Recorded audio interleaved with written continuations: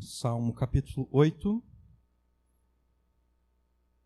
Nós estamos numa série de pregação em Colossenses, né?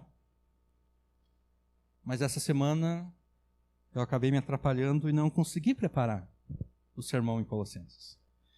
Então eu vou repetir uma pregação que eu fiz há mais ou menos um ano atrás, o Salmo 8. Ó Senhor, Senhor nosso, quão admirável é o teu nome em toda a terra, pois puseste a tua glória sobre os céus. Tu ordenaste força da boca das crianças e dos que mamam, por causa dos teus inimigos, para fazer calar ao inimigo e ao vingador. Quando vejo os teus céus, obra dos teus dedos, a lua e as estrelas que preparaste, eu me pergunto, que é o homem mortal para que te lembres dele, e o filho do homem para que o visites? Pois pouco menor o fizeste do que os anjos, e ainda assim de glória e de honra o coroaste. Fazes com que ele, o homem, tenha domínio sobre as obras das suas mãos, tudo puseste debaixo de seus pés. Todas as ovelhas e bois, assim como os animais do campo, as aves dos céus e os peixes do mar, e tudo que passa pelas veredas dos mares. Ó Senhor, Senhor nosso, quão admirável é o teu nome sobre toda a terra. Amém. Até aqui, a palavra de Deus. Às vezes, aquelas coisas que deveriam nos trazer fascínio e encantamento, elas nos trazem medo e nos trazem terror. Este medo, este terror, resultam da percepção que nós temos de que nós somos pequenos, de que nós somos frágeis demais para enfrentar este mundo.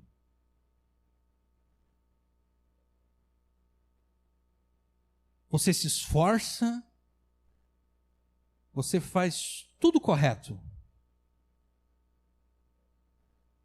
Você obedece a Deus em tudo. E de repente, dá tudo errado.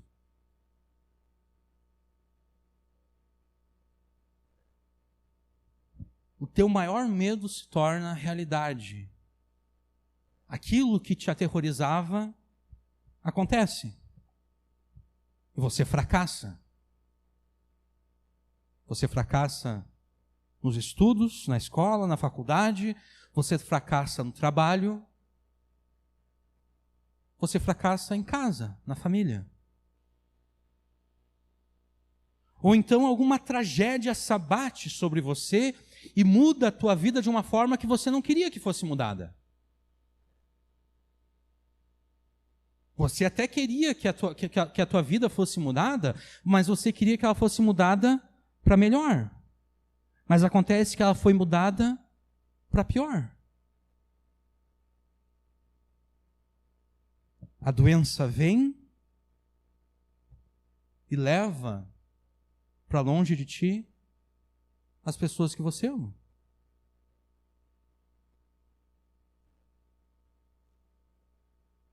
E você fez tudo correto. A doença não levou as pessoas que você ama de ti porque você estava desobedecendo a Deus. Não, você estava obedecendo a Deus em tudo. E é assim que Deus te paga. Ele leva de ti as pessoas que você ama.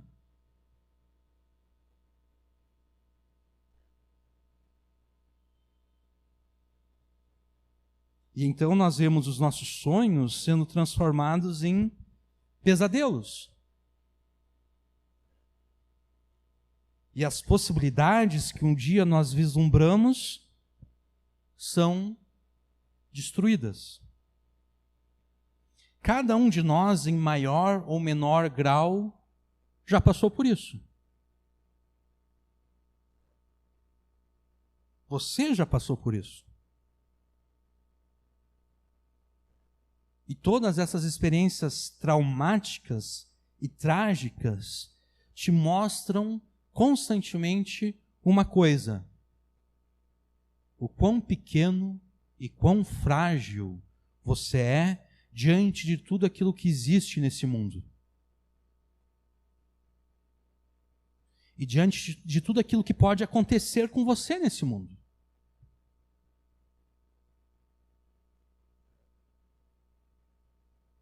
Mas o princípio não era assim.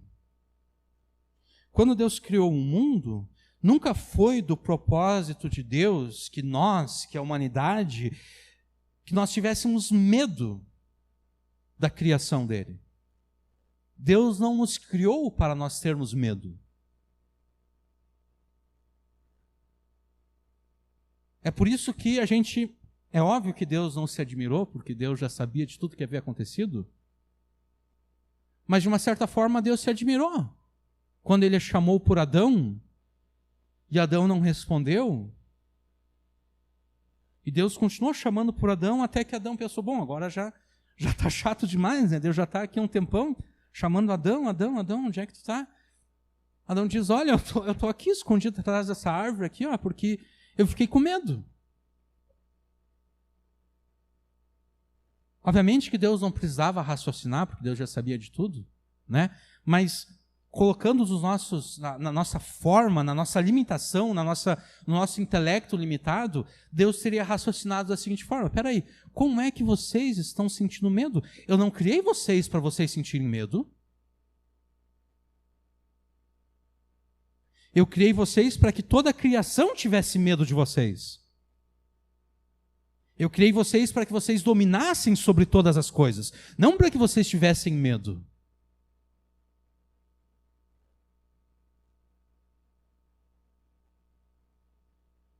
Quando Deus criou o mundo, nunca foi do propósito de Deus que a humanidade tivesse medo da sua criação. Porque ainda que diante de toda a criação, o homem sempre pôde ser considerado pequeno e frágil, ainda assim, apesar dessa fragilidade, apesar dessa pequenez, o homem recebeu de Deus o mandato do domínio. O homem recebeu de Deus o mandato do domínio. O homem recebeu de Deus o mandamento para, estando submisso a Ele, estando submisso a Deus, o homem dominasse sobre toda a criação. Foi isso que Deus falou para Adão lá no Jardim do Éden.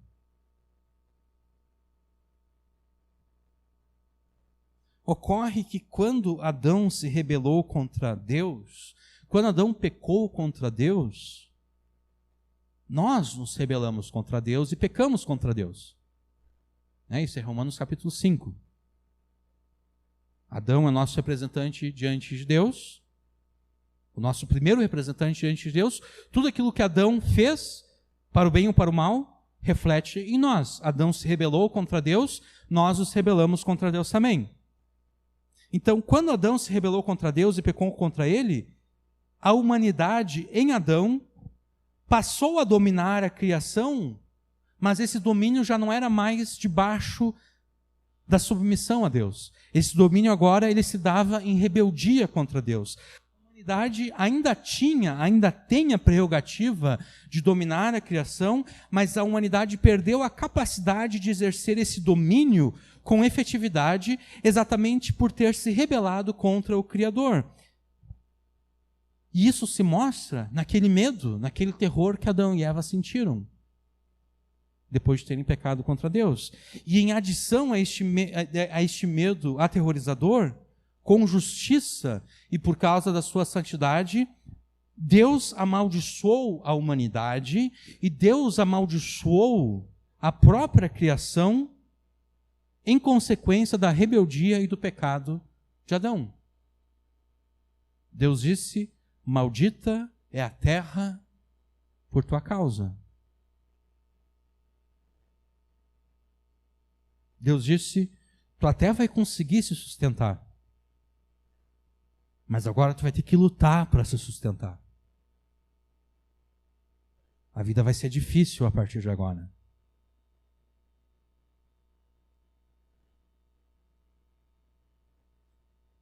E a gente pode até pensar, pô, mas Deus é muito... Deus é muito vingativo, né? Pô. Adão só... O que Adão fez? Adão fez aquilo que todos nós já fizemos, né? Quando a gente era criança, a nossa mãe preparou alguma sobremesa e ela disse, olha, esse aqui é só para mais tarde. Não é para comer agora. O que nós já fizemos? A gente sempre, né? Eu sei que eu fiz isso, não sei vocês. Eu fiz isso.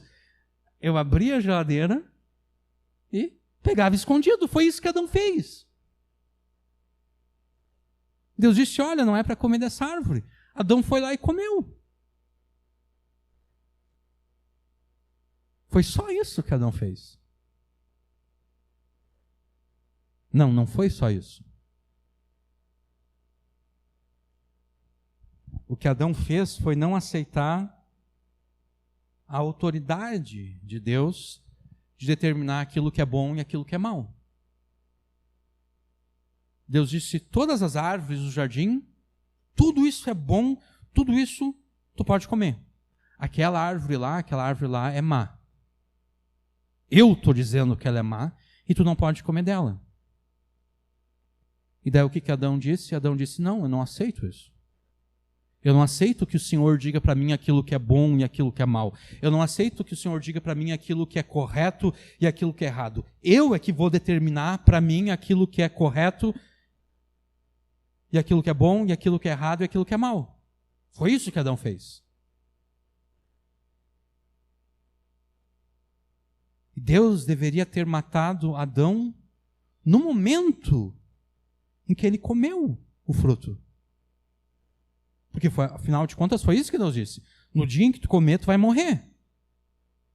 E a gente sempre pega aquilo ali porque a gente pensa, bom, Adão não morreu. Então, obviamente, Deus não estava falando de morte física. Porque Adão não morreu. Não, Deus estava falando de morte física.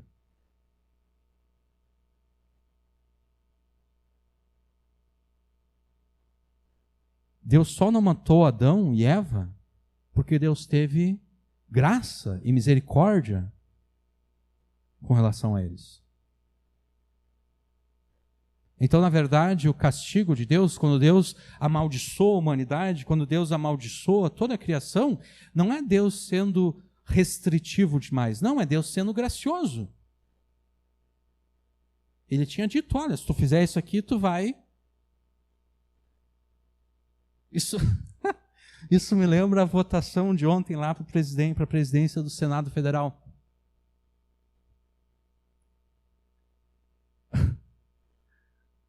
Diz o regimento interno do Senado que a votação é secreta para o presidente do Senado. Mas tinha alguns senadores que estavam querendo dizer, olha, eu quero mostrar o meu voto. Aí quem estava presidindo a sessão disse, olha, se tu mostrar o teu voto vai ser anulado.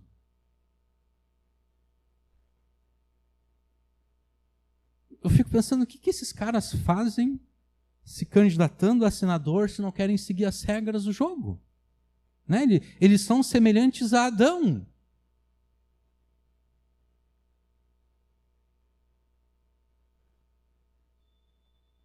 Obviamente, nenhum deles teve coragem de mostrar o voto, né? Porque eles não queriam arriscar que o seu voto fosse anulado. Nisso, eles até foram mais inteligentes do que Adão. Adão arriscou. Adão apostou, eu acho que Deus está mentindo. Deus não está falando a verdade.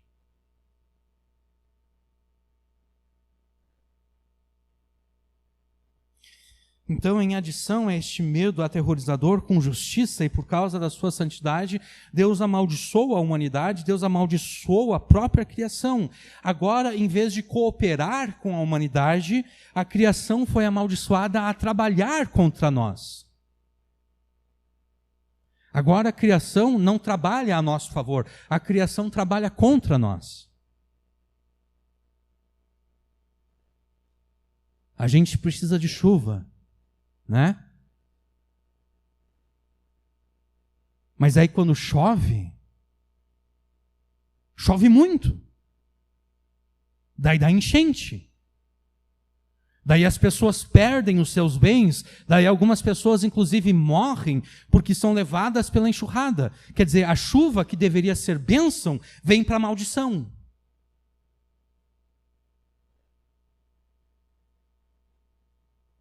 E daí quando para de chover, Daí, às vezes, para de chover por meses seguidos.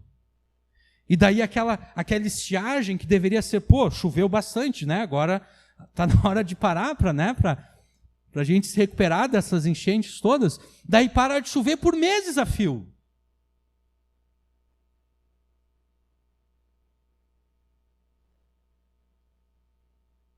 A criação foi amaldiçoada por Deus a trabalhar contra a humanidade.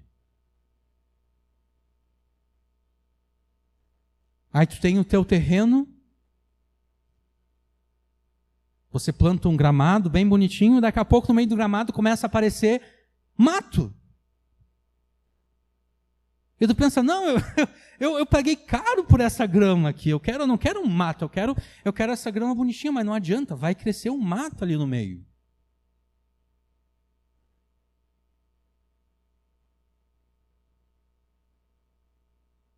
Né? Tem fazendeiro, o cara tem um monte de terra, mas ele sempre tem que estar limpando a terra dele para plantar alguma coisa para depois vender, porque se ele não limpa a terra só vai produzir coisa que não presta.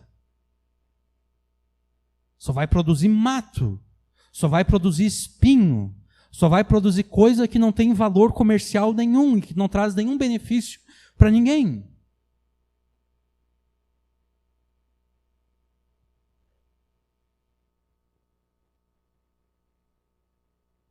E daí vem o vento para ajudar a refrescar um pouco o calor, aquela brisa que a gente gosta nas tardes de verão, mas daqui a pouco aquele vento ali se transforma numa ventania que destrói casas.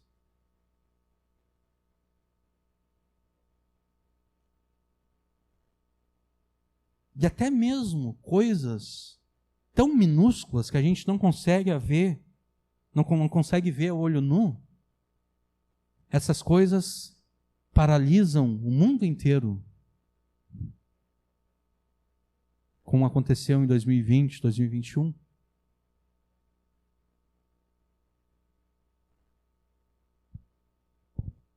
Essas coisas que a gente não consegue ver matam as pessoas, seja pela doença em si, seja pela destruição da economia mundial.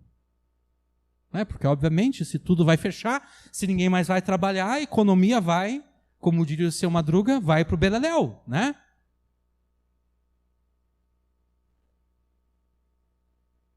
E daí, seja pela doença, seja pelo empobrecimento, porque a economia faliu, as pessoas morrem.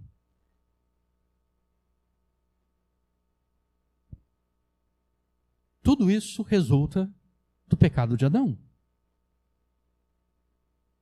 E aqui a gente nem está falando acerca, a gente só falou desse mal natural. Né? A gente nem falou do mal moral. Né? Porque a gente pode sair daqui, de repente chega alguém, aponta uma arma para a gente e nos mata. Ou até alguém pode entrar aqui daqui a pouco, armado, e começar a fuzilar todos nós aqui, né? Nos Estados Unidos já aconteceu isso várias vezes. Né? Entra um louco qualquer numa igreja, numa sinagoga, e o cara abre fogo, começa a matar todo mundo.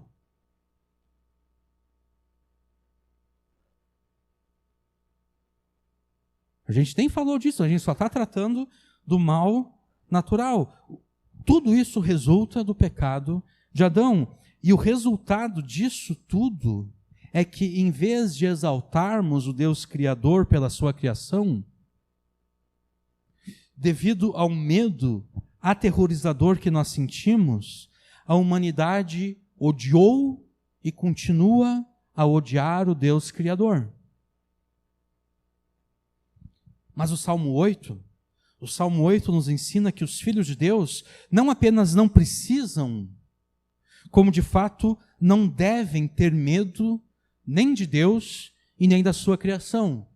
E por que isso? Porque o próprio Deus Criador veio a este mundo como um homem, semelhante a nós em tudo, menos no pecado. E vivendo uma vida justa e santa como homem, o Deus Criador levou sobre si a penalidade e a maldição que nos eram devidas por causa dos nossos pecados. E como resultado de toda a sua obra, todas as coisas foram sujeitas a seus pés. Nós estamos no Salmo 8, tá? Como resultado de toda a obra redentiva de Jesus, todas as coisas foram sujeitas a seus pés, aos pés de Jesus Cristo, o Deus Criador que se fez homem como nós. A criação que pelo pecado do primeiro Adão foi amaldiçoada a trabalhar contra a humanidade caída e rebelde, pela obediência do segundo Adão, a mesma criação, ela foi sujeita aos pés de Jesus para trabalhar a favor da humanidade redimida, a favor da igreja. Se você faz parte dessa humanidade redimida, se você crê no Senhor Jesus, você não precisa e você nem deve mais ter medo da sua pequenez e da sua fragilidade diante da grandeza da criação de Deus. Se você faz parte dessa humanidade redimida, você não precisa e nem deve mais se aterrorizar diante das circunstâncias adversas, terríveis e até mesmo trágicas que se abatem sobre você. Você não precisa mais ter medo disso. Não precisa mais ter medo de nada. Porque sendo parte da humanidade redimida, mesmo as maiores tragédias, elas cooperam para o teu bem. Porque mesmo as maiores tragédias estão sujeitas debaixo dos pés de Jesus Cristo. O Salmo 8, ele foi escrito, Davi escreveu este salmo para te ensinar a não ter medo de nada neste mundo, exatamente porque Jesus domina sobre toda a criação e sobre cada circunstância e tragédia que se abatem sobre você. Este salmo foi escrito para te ensinar a exaltar a Jesus pela criação e pelo domínio redentivo que ele exerce sobre a criação. Então, enquanto você ouve a exposição do Salmo 8, junte-se a Davi e exalte o nome de Cristo pelas suas obras na criação e na redenção do mundo. Junte-se a Davi e exalte o nome de Cristo pela sua obra na criação e pelo domínio redentivo que ele exerce sobre a criação. O Salmo 8 foi escrito por Davi para ser usado no culto público a Deus que era oferecido lá em Jerusalém. Normalmente, quando a gente fala do culto público no Antigo Testamento, a gente pensa no templo, né? Mas na época de Davi o templo não tinha sido edificado ainda, foi Salomão que edificou o templo. Mas Davi tinha montado um tabernáculo lá em Jerusalém. Davi trouxe a Arca da Aliança para Jerusalém, Davi montou o tabernáculo naquela cidade, e Davi inclusive manifestou o desejo de construir a casa de Deus. E Deus disse para Davi, olha, muito bom isso, eu gostei da tua iniciativa. Eu gostei de tu ter pensado, olha, eu quero construir uma casa para Deus. Mas então Deus continua dizendo para Davi, olha, não vai ser tu que vai construir uma casa para mim. Vai ser o teu filho. E na verdade, em vez de tu construir uma casa para mim, eu é que vou construir para ti uma casa. E aqui Deus faz um trocadilho entre a palavra casa, se referindo a uma habitação, e casa se referindo a uma dinastia real. Deus diz, olha, tu não vai ser como Saul. Saul, só ele reinou. Para ti eu vou construir uma casa, a casa de Davi. Os teus filhos vão se assentar sobre o teu trono. E na verdade eu vou escolher um dos teus filhos, ele vai edificar uma casa ao meu nome, e ele vai se assentar sobre o teu trono eternamente, o reino dele não vai ter fim. E a gente logo pensa em Salomão, né? Salomão edificou o templo.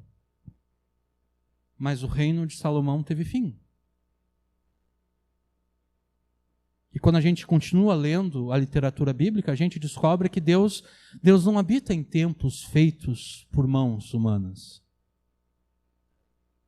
Deus habita apenas no templo que Ele mesmo constrói. E este templo é a igreja. A igreja é o templo de Deus, diz Paulo em 1 Coríntios 3, também em Efésios 2. Jesus é o filho de Davi, aquele que haveria de construir uma casa ao nome de Deus, e aquele que haveria de reinar eternamente sobre o trono de Davi. Davi escreveu esse salmo para que com esse salmo Deus fosse cultuado lá em Jerusalém. Esse salmo é tanto um hino de louvor ao Deus Criador, como também uma exposição da história da redenção. A princípio a gente não enxerga isso.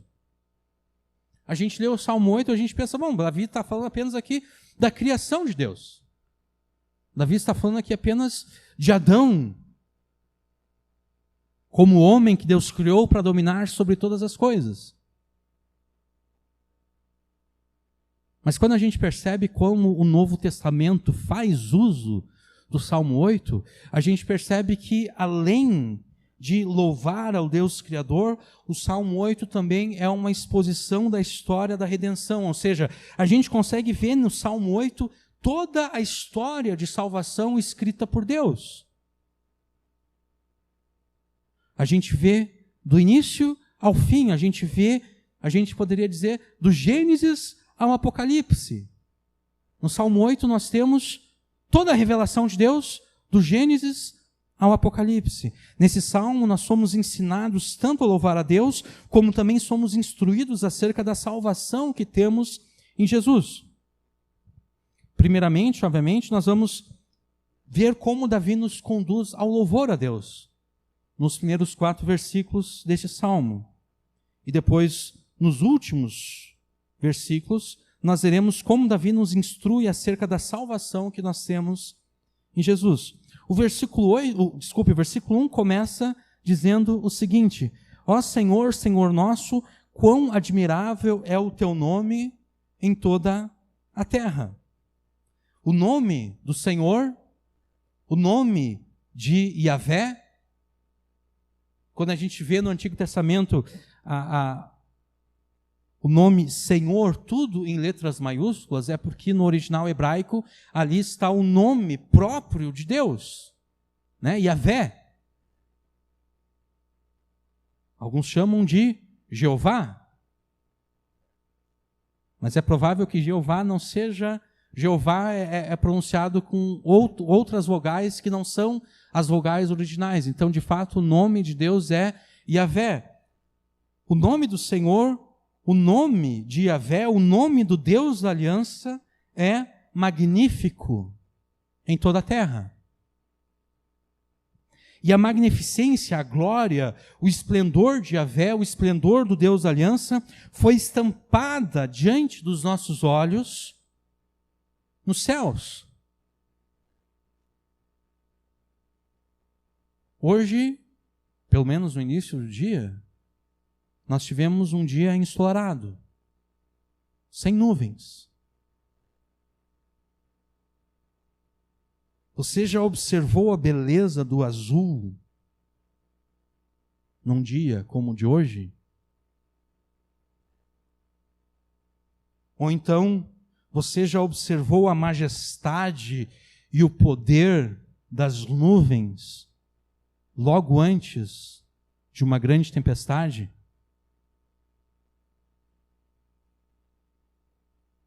Há um tempo atrás, eu fui acordado por um trovão. O trovão foi tão forte que a minha casa estremeceu, tudo tremeu dentro da minha casa. O raio deve ter caído aqui por perto. E foi um estrondo tão forte, eu nunca tinha presenciado algo assim. Foi o barulho quase, a impressão que eu tinha é que o barulho ele persistiu por quase 10 segundos. Tum! E aquilo ficou reverberando 10 segundos. E tudo na minha casa tremendo.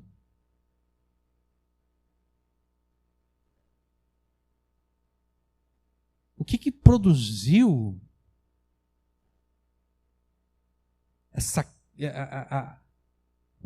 a quantidade de carga elétrica suficiente para romper a resistência que o ar oferece à corrente elétrica? As nuvens, às vezes, as nuvens mais baixas, às vezes, estão a 10 quilômetros de altura. Imagina a diferença de potencial que deve existir entre a base de uma nuvem e o solo, para que 10 mil metros, uma coluna de ar de 10 mil metros, não seja suficiente para resistir a essa diferença de potencial. E tudo isso, toda essa energia é produzida por quê? Ou por quem? É produzida pelo vapor de água que sobe, que evapora. Ele sobe, ele evapora, lá em cima ele condensa. As nuvens elas não caem de imediato, por quê? Porque tem ventos tempestuosos lá em cima que fica jogando a água para cima sempre, né? E as gotículas de água elas vão crescendo, elas vão batendo umas contra as outras, elas já viraram gelo nessa hora, elas estão batendo umas contra as outras e está formando ali o quê? Eletricidade estática. Até que daqui a pouco tem tanta eletricidade que essa coluna de 10 quilômetros de ar não é suficiente para oferecer resistência, então os elétrons que estão na base da nuvem, ou agora os elétrons que estão na Terra, agora não sei qual é a ordem que acontece, mas o circuito é fechado e acontece o raio.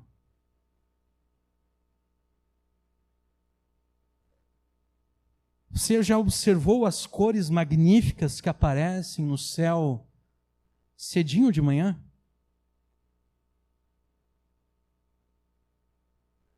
Agora, para nós, como nós não temos o horário de verão, ali por 5 horas da manhã, 5 e pouquinho, o sol já está nascendo.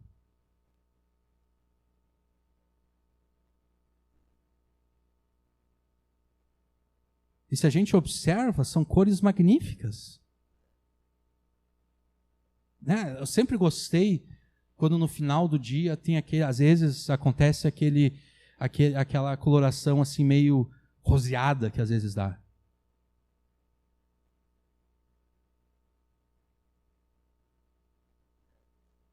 Nós aqui não temos a chance, né? Mas se a gente for para um lugar onde não há poluição visual, né? Poluição luminosa, quando de noite a gente olha para o céu, a gente fica espantado com o número de estrelas que existem. Conta-se que em São Francisco, São Francisco, Estados Unidos, né? Eu não sei agora quando foi, mas houve um grande blackout durante a noite, e as pessoas começaram a ligar para a polícia, né, 911, porque elas pensaram que os extraterrestres estavam invadindo a Terra. Mas não era. Porque eles estavam vendo como se fossem nuvens, só que não eram nuvens no céu aqui como a nossa. Não, eles estavam vendo a Via Láctea, como eles nunca tinham visto antes, com as suas nebulosas coloridas no espaço, iluminadas pelas estrelas que recém-nasceram, e eles pensaram, o que é aquilo? Eles pensaram que os ETs estavam chegando. Não, pela primeira vez na vida, eles estavam tendo um vislumbre da nossa galáxia, da Via Láctea. A gente só não vê por quê? Porque nós temos a iluminação pública, que nos atrapalha. A gente olha para o céu, a gente só vê o quê? Umas 4, 5 estrelas no céu, no máximo.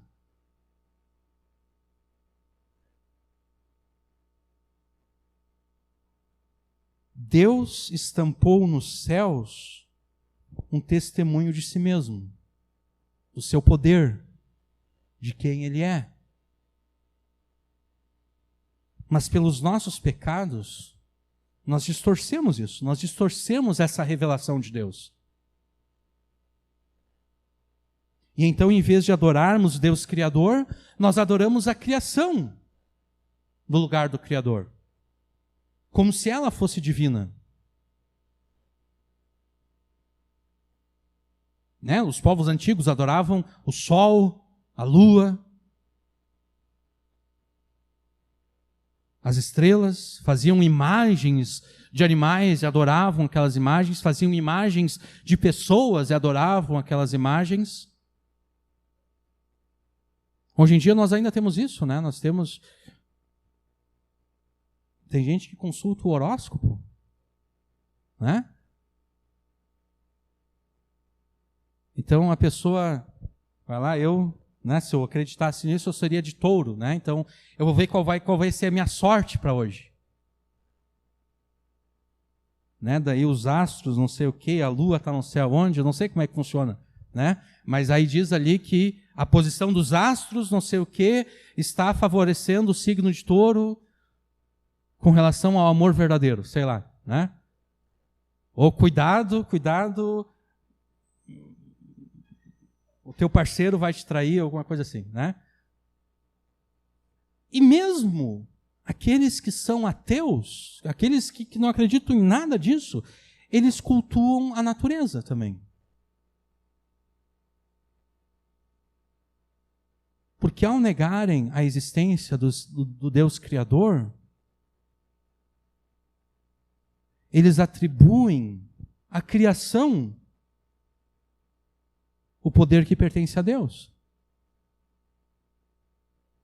E então eles dizem, nós somos nada mais do que poeira das estrelas.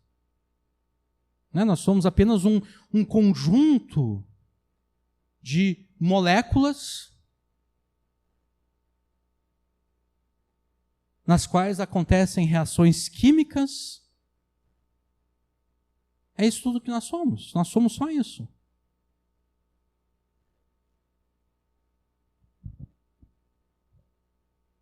Então se torna real aquilo que Paulo escreveu lá em Romanos 1. Pois a ira de Deus se revela do céu contra toda impiedade e injustiça dos homens que impedem a verdade pela sua própria injustiça.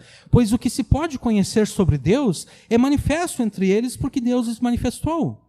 Pois os seus atributos invisíveis, o seu eterno poder e divindade, são vistos claramente desde a criação do mundo e são percebidos mediante as coisas criadas, de modo que esses homens são indesculpáveis. Porque mesmo tendo conhecido a Deus, não o glorificaram como Deus nem lhe deram graças. Pelo contrário, tornaram-se fúteis nas suas especulações e o seu coração insensato se obscureceu. Dizendo-se sábios, tornaram-se loucos e substituíram a glória do Deus incorruptível por imagens semelhantes ao homem corruptível, às aves, aos quadrúpedes, e aos répteis.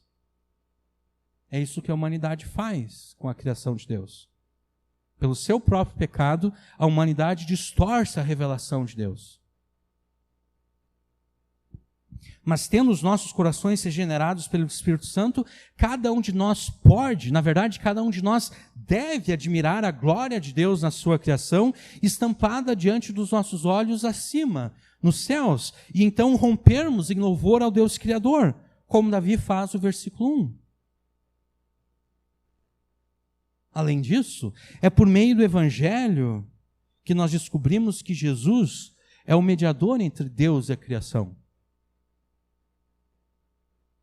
Porque desde antes da criação, desde a eternidade passada, o Filho de Deus já havia sido apontado como mediador entre a divindade e a criação. E é por isso que, embora a Escritura atribua às três pessoas da Trindade a obra da criação, é acerca do Filho de Deus que é dito o seguinte, que sem Ele, sem Jesus, nada do que foi feito existiria.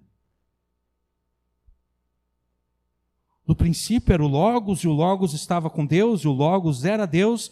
Ele estava no princípio com Deus. Todas as coisas foram feitas por intermédio dele, e sem ele nada do que foi feito existiria.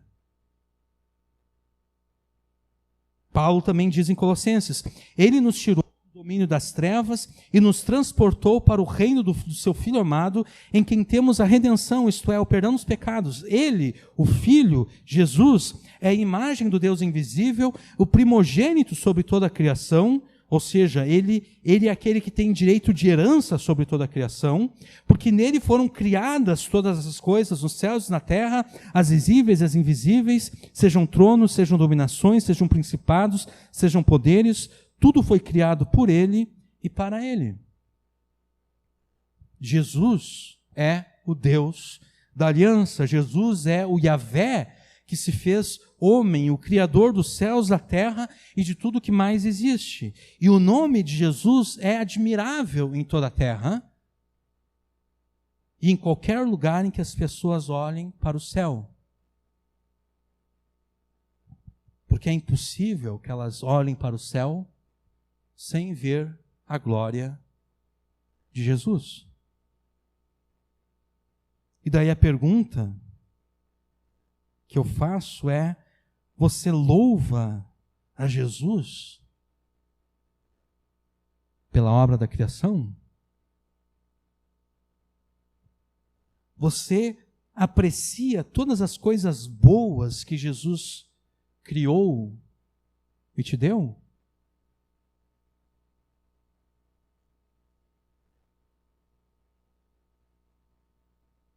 Pense no ato da alimentação. Deus poderia ter nos criado de tal modo que a alimentação para nós fosse apenas uma tarefa. Fosse apenas uma necessidade. E, no entanto, Jesus fez com que a alimentação fosse para nós um ato de prazer.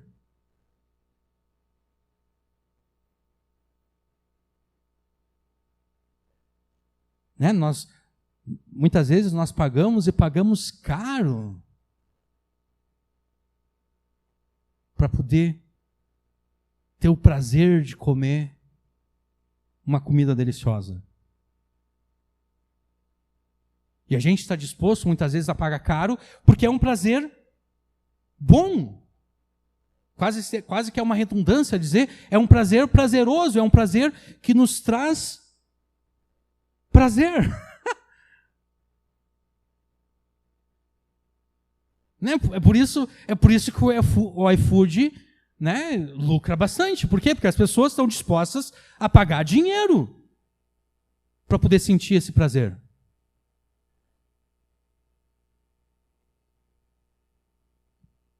Você demonstra gratidão a Jesus por todas as coisas que Ele criou e te deu. Olhe ao teu redor e veja tudo aquilo que Jesus criou e te deu. Na verdade, a única razão pela qual você existe é porque Jesus quis que você existisse. É porque Jesus te planejou. É porque Jesus pensou: eu quero que exista tal pessoa, ela vai ser assim, assado, ela vai ter esse nome, ela vai ter esse endereço. A única razão pela qual você existe é porque Jesus quis que você existisse. Jesus poderia não ter querido que você existisse e você não existiria, e você nem teria consciência de que você não teria existido. Você simplesmente não teria existido.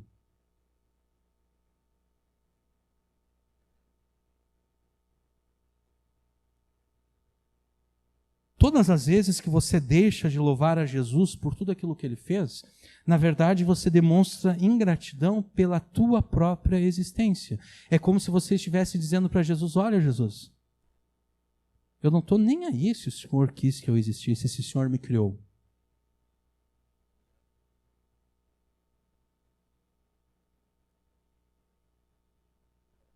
Jesus te criou para um propósito bom. E todas as vezes que você não o louva pela criação, você o despreza, você não o reconhece como o Deus bondoso e amoroso que Ele é. Então, aprenda com Davi nesse salmo e passe a louvar a Jesus por tudo aquilo que Ele criou e te deu. Mas além de louvar a Jesus pela criação, você deve reconhecer a sua pequenez diante de todas as coisas que Ele criou. Olha o versículo 2. O versículo 2, ele me parece meio estranho nesse salmo aqui. Tu ordenaste força da boca das crianças e dos que mamam por causa dos teus inimigos para fazer calar ao inimigo e ao vingador. No versículo 2, Davi fala de crianças pequenas, de crianças que mamam. Ele fala de inimigos, de adversários. Ele fala de vingadores. E a mim isso aqui me parece um pouco deslocado do tema do Salmo, né? A imagem de crianças pequenas, de crianças que ainda mamam, de adversários, inimigos e vingadores parece ser um tanto quanto fora do contexto aqui. O que Davi pretende com essa imagem nesse Salmo? O que Davi está fazendo aqui, ele está usando a imagem da coisa mais frágil e pequena que ele pode imaginar, para desse modo ilustrar o quão pequeno e frágil todos nós somos diante da criação de Deus. Porque o que de menor e mais frágil poderia existir,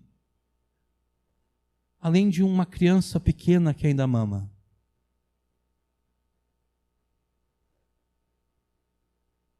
Porque se algum animal da cria, e por alguma razão um daqueles filhotes se perde, ainda que sejam remotas, ele ainda assim tem chance de sobreviver. Dependendo. Agora nós não somos assim, né? Se um pai, se uma mãe abandona o seu filho, e ninguém vai tomar conta daquela criança, aquela criança não tem chance de sobreviver.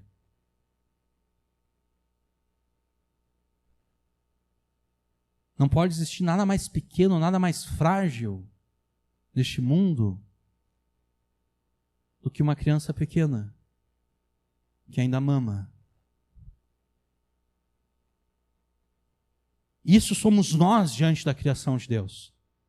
Diante da criação de Deus, nós somos como essas crianças pequenas que mamam, que por si mesmas não podem sobreviver. E Davi afirma aqui o impensável. Davi afirma que Deus derrota os seus adversários, inimigos, por meio de criancinhas pequenas, por meio de criancinhas que ainda mamam, para fazer calar ao inimigo e ao vingador.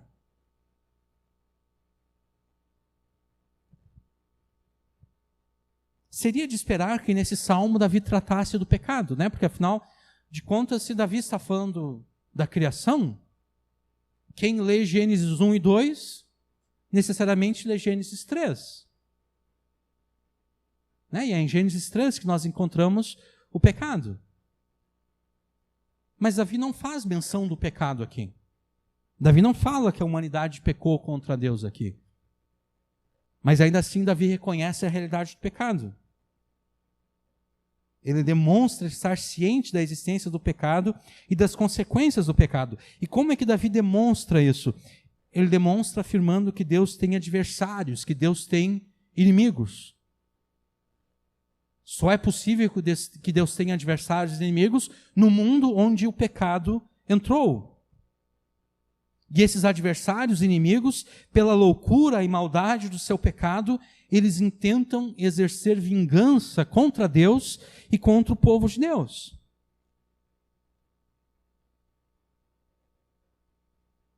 E aqui nós perguntamos de novo: você é um desses inimigos de Deus? Você é um desses adversários de Deus? Você se coloca como inimigo de Jesus Cristo? Eu não sei se eu sou adversário ou inimigo de Jesus. Bom, os inimigos de Deus, os adversários de Jesus, eles se rebelam contra a palavra de Deus. um inimigo de Jesus recusa-se a reconhecer os seus próprios pecados, recusa-se a crer em Jesus. Todos aqueles que você conhece que se recusam a reconhecer os seus próprios pecados, se recusam a crer em Jesus, são inimigos de Jesus, são inimigos de Deus. Se você se recusa a reconhecer os próprios pecados e a crer em Jesus, você é um inimigo de Jesus.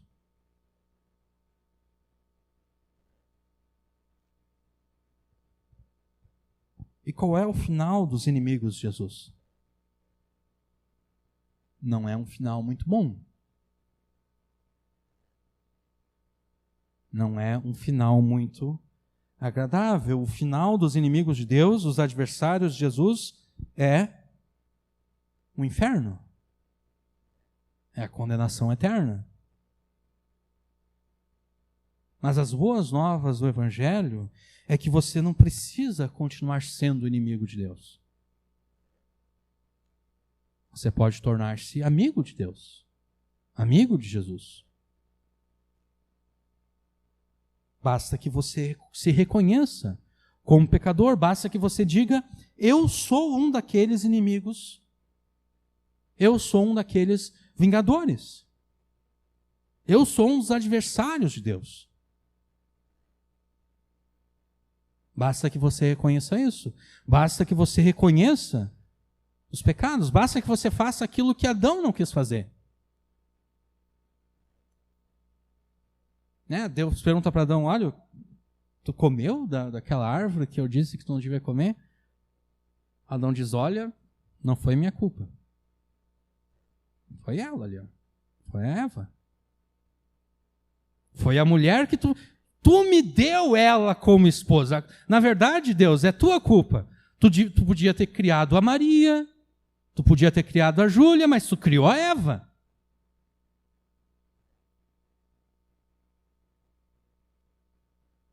E a Eva aprendeu com seu marido, e ela disse: olha, não foi culpa minha, foi a serpente. Quem mandou o Senhor criar a serpente? Se o Senhor não tivesse criado a serpente não teria me enganado, eu não teria comido do fruto proibido.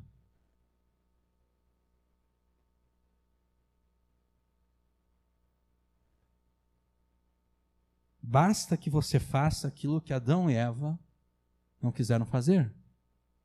Reconheça o pecado, não culpe mais os outros, não diga: é culpa dos outros. Não.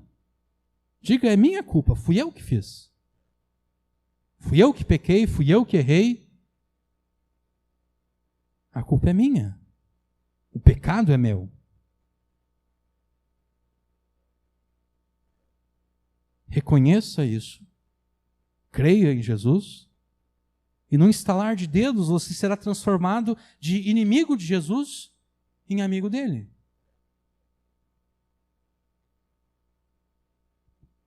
Deus é tão exaltado que ele derrota os seus inimigos e adversários por meio daquilo que é de mais frágil e improvável.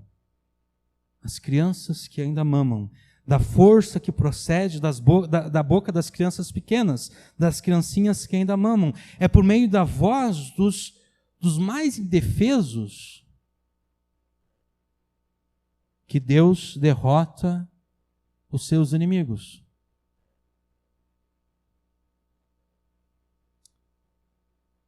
E aqui eu não posso parar de pensar no dia 8 de janeiro, quando alguns da igreja tentaram derrotar o comunismo pela força do seu braço.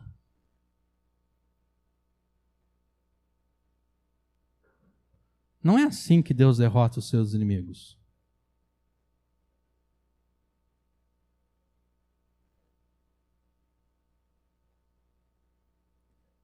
Não é gritando: o Brasil é do Senhor Jesus, enquanto tu está destruindo o plenário do Senado Federal. Não é assim.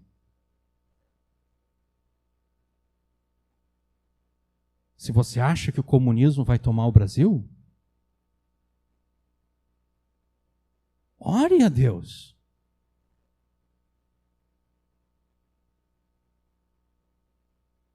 Né? É da boca dos filhinhos de Deus, os mais frágeis. Jesus disse que envia os seus discípulos como ovelhas para o meio de lobos. Uma ovelha, ela não toma as coisas pela força. Uma ovelha é frágil. Aceite a posição de fragilidade que Jesus te colocou, e então você será forte. Paulo diz: eu me glorio nas minhas fraquezas. Porque quando eu sou fraco, então eu sou forte. Porque daí não é a minha força, daí é o poder de Deus que está agindo em mim.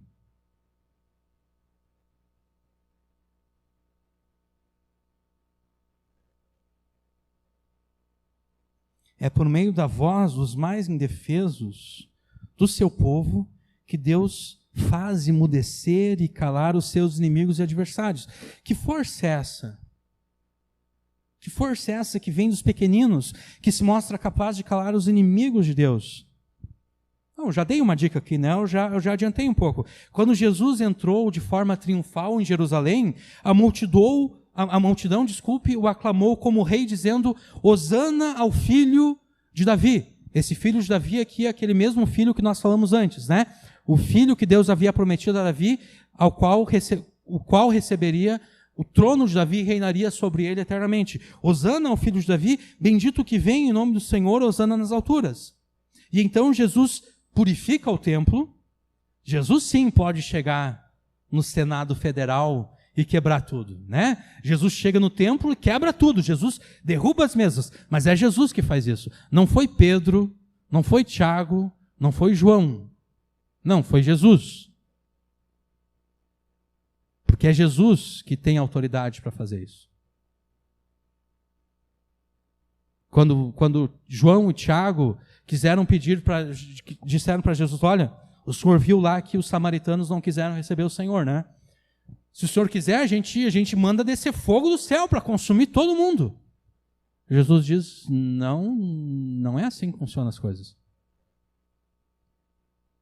Então, se Jesus viesse hoje à Terra, fisicamente, ele sim poderia entrar no STF, no Senado Federal e derrubar tudo. Mas só ele. Tá? Então, Jesus fez a purificação do templo, Jesus curou cegos e mancos. Então, as crianças, os meninos que estavam no templo, eles passaram a gritar: Hosana ao filho de Davi. E os fariseus, eles viram isso, os principais dos sacerdotes, eles viram isso e eles ficaram indignados.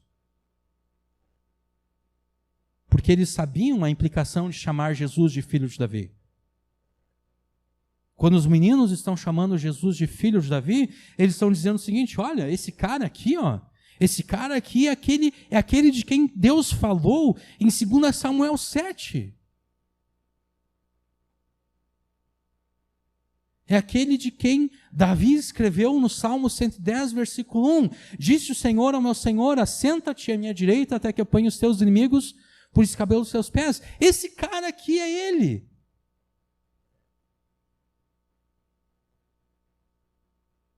E os fariseus, os saduceus ficaram indignados então. E eles perguntam para Jesus. Jesus, o senhor não está ouvindo isso aí? E Jesus diz: sim, eu estou ouvindo. E aí Jesus completa: nunca lestes da boca de pequeninos e de bebês obtiveste louvor? Aqui Jesus está citando a Septuaginta. O que é a Septuaginta? O Antigo Testamento foi escrito em hebraico. A Septuaginta é a tradução grega do Antigo Testamento. Então nós temos o Antigo Testamento em hebraico, e a partir do exílio da Babilônia, depois, mais tarde, né, quando surge o Império Grego, vários sábios de Israel fazem a tradução do hebraico para o grego. A maioria das citações que o Novo Testamento faz do Antigo Testamento são a partir da Septuaginta. E como todo idioma, o hebraico ele tem certas, como a gente pode dizer, é uma linguagem um tanto quanto dúbia, às vezes. Por exemplo, só para dar um exemplo para vocês aqui, se eu falo a palavra caso, sem nenhum contexto, ela pode significar várias coisas. Ela pode ser a conjugação da primeira pessoa do verbo casar, caso. Pode ser um caso policial. Pode ser um caso que um homem está tendo com uma mulher.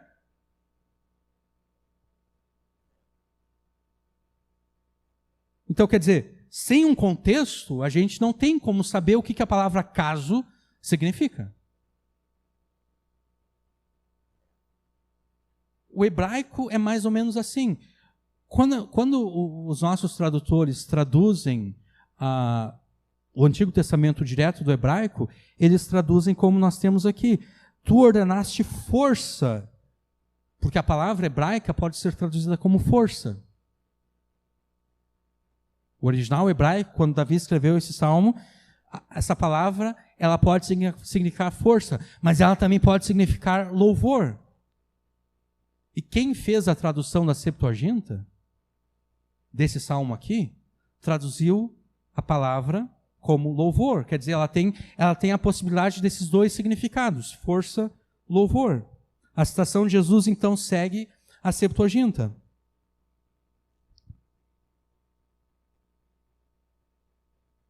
E Jesus coloca, então, essa força que sai da boca das crianças e dos que mamam, como sendo os louvores e as orações que saem das nossas bocas.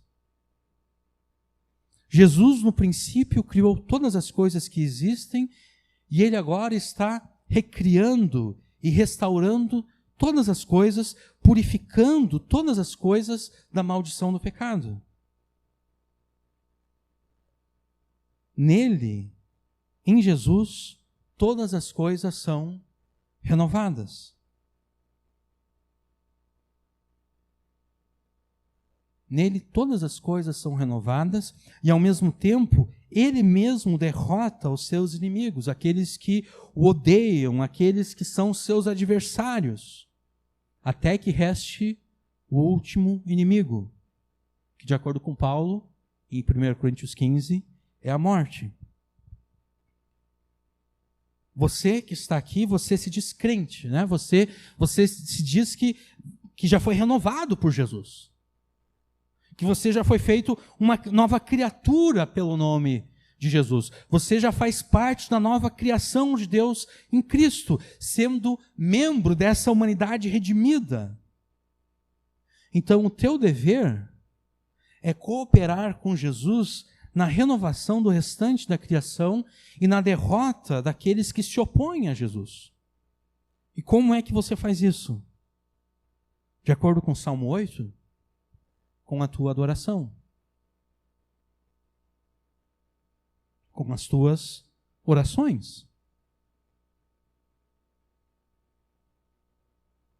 Porque através das orações, né, tu ordenaste força da boca das crianças e dos que mamam. Os pequenos filhos de Deus, as suas orações e os seus louvores derrotam os inimigos de Deus.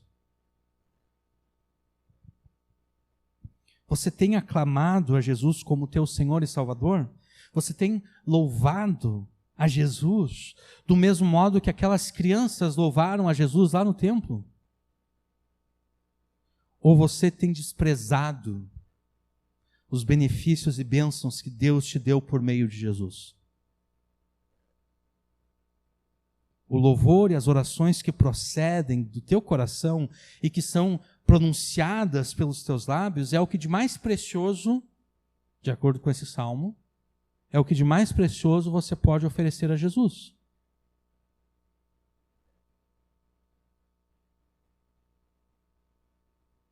O louvor e as orações que são pronunciadas pelos teus lábios exaltam a Cristo acima de todas as coisas e derrotam os inimigos de Deus.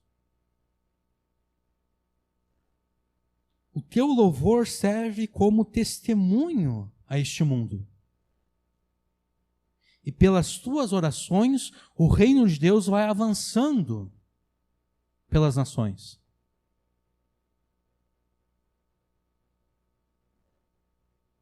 À medida, ou na medida em que a igreja investe contra as portas do inferno. Porque, afinal de contas, foi essa oração que Jesus ensinou, né? Pai nosso que estás no céu, santificado seja o teu nome. Venha o teu reino. Seja feita a tua vontade, assim na terra como no céu. Louve a Jesus e exalte a Ele como teu Salvador para a glória do próprio Jesus e para que, ouvindo acerca dele, os incrédulos também venham a conhecê-lo e assim também sejam renovados e feitos participantes da nova criação, da mesma forma que você é participante da nova criação. Emudeça e cale os inimigos e adversários de Deus com o teu louvor a Jesus e com as tuas orações.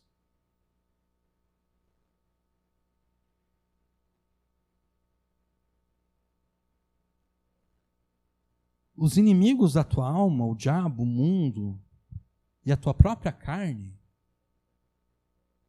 querem te fazer calar, para que você não louve a Jesus, para que você não ore a Jesus. E se você está calado, você já foi derrotado.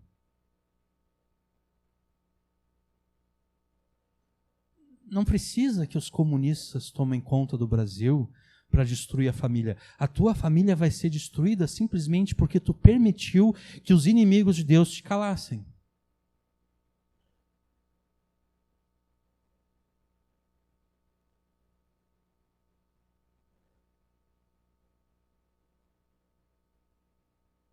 Porque não existe meio termo. Ou você está com Jesus, ou você está contra Jesus. Aqueles que estão com Jesus, adivinha só, eles abrem a sua boca em louvor e em oração. Aqueles que se calam, aqueles que se recusam, são inimigos de Jesus. Ainda que eu me considere, não, eu sou amigo de Jesus, mas eu sou um amigo secreto de Jesus. Eu sou um agente do reino de Deus, mas eu sou um agente secreto. Né? Eu sou um agente da CIA. Ninguém sabe que eu sou um agente do reino de Deus. Não existe isso. Deus não tem agentes secretos. Deus não trabalha com agência clandestina de inteligência como a CIA, como a ABIN aqui no Brasil e qualquer outra coisa. Não existe isso. Em Israel, o Mossad, na Inglaterra, o MI6, não existe isso. Deus não tem agentes secretos. Deus tem agentes públicos. Pessoas que publicamente se identificam com Jesus. Que publicamente erguem a sua voz em louvor e adoração a Jesus e que publicamente oram a Jesus. Né? Quando é baixado aquele decreto para que ninguém na Babilônia ore a Deus, o que Daniel faz? Daniel não fecha a sua casa e lá, bem quietinho, fica orando a Deus só no pensamento. Não, ele abre toda a casa dele, abre as portas, abre as janelas, para que qualquer pessoa que esteja passando possa olhar para dentro e veja, e ele está lá orando a Deus.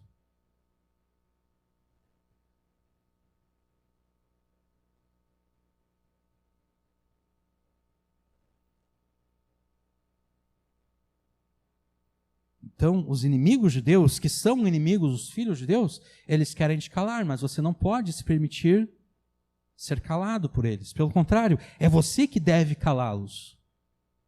É você que deve fechar a boca deles. É você que deve deixá-los mudos. Pelo teu louvor e pelas suas orações. Agora, para além dos louvores e orações que nós oferecemos a Deus por Jesus, a menção que Davi faz aqui às criancinhas de peito que derrotam os inimigos e adversários de Deus nos mostra outra coisa. Nos mostra que Deus tem prazer em usar os pequenos e os insignificantes para atingir os seus propósitos grandes e magníficos, como nós vemos nos versículos 13 e 4.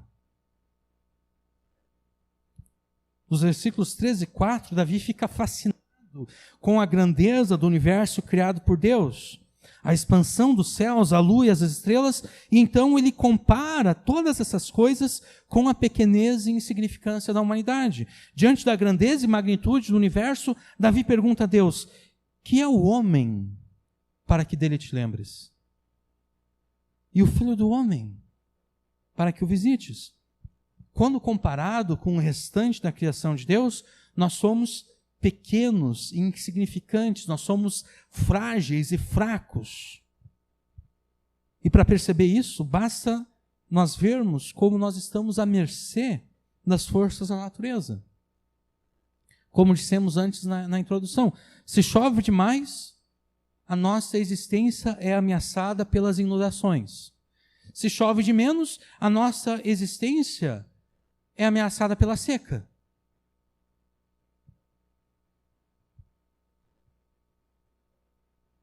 Cada vez mais os astrônomos se preocupam com asteroides gigantes que um dia poderão entrar em rota de colisão com a Terra.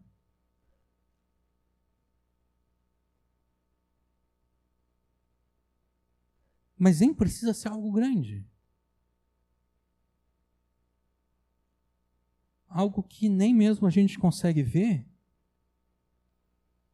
pode nos deixar doente e pode nos matar.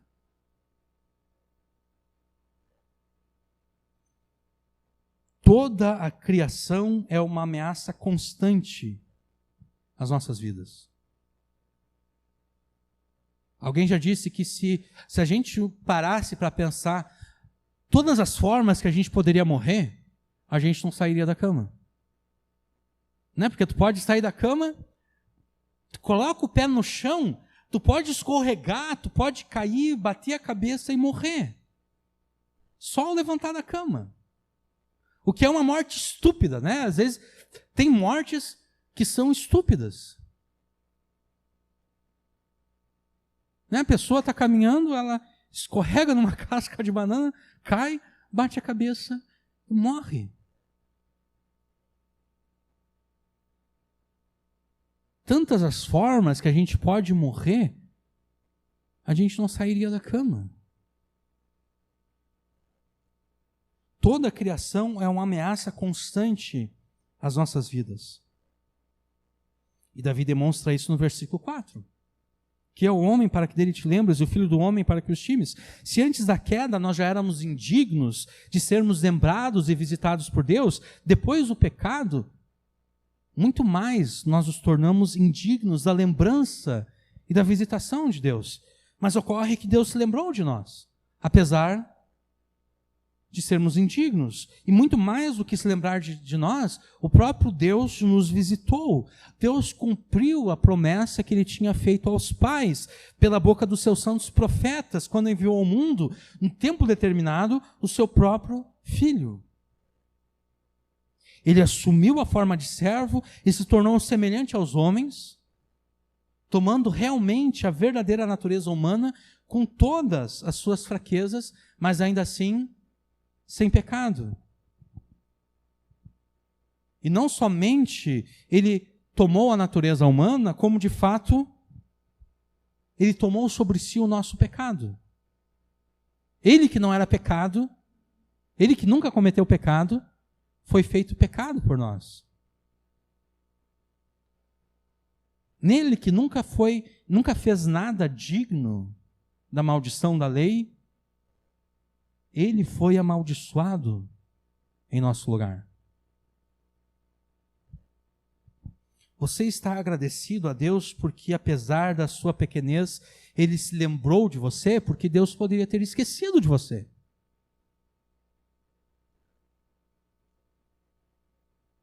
E você pode pensar, como é que Deus poderia esquecer de mim? Eu sou uma pessoa tão querida, tão memorável. Bom, em primeiro lugar, você não é tão querido assim, né? Nenhum de nós é. A gente sempre pensa de nós mais do que aquilo que somos, né? Nós não somos tão queridos assim. E se nós somos memoráveis apenas pelos nossos defeitos, não tanto pelas nossas qualidades. Deus se esqueceu de um monte de gente. Né? A gente está falando agora bastante sobre os Yanomamis. Né? Pense nos povos indígenas que por séculos ficaram aqui nas Américas sem ouvir falar de Jesus.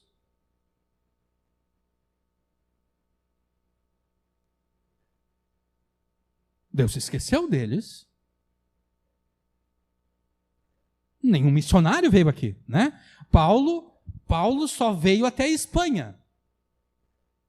Né? Ele fala isso lá no final de Romanos. Ele já tinha pregado em vários lugares, agora ele está pensando, bom, agora eu quero ir para o extremo ocidente, lá para a Espanha. Mas eles não sabiam que se ele entrasse num navio e andasse mais para o oeste, ele chegaria às Américas. Ele não sabia disso. Ele não sabia que haviam várias civilizações aqui no continente americano que também precisavam ouvir acerca de Jesus.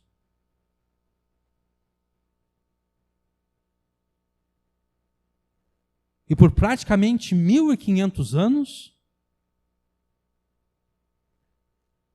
o continente americano foi esquecido por Deus. Não veio nenhum missionário para cá. Mas Deus fez com que você nascesse no Brasil, alguns aqui no século XX, outros já no século XXI. Deus poderia ter feito com que você nascesse um índio, um indígena. Lá atrás, sem nunca ouvir falar de Jesus.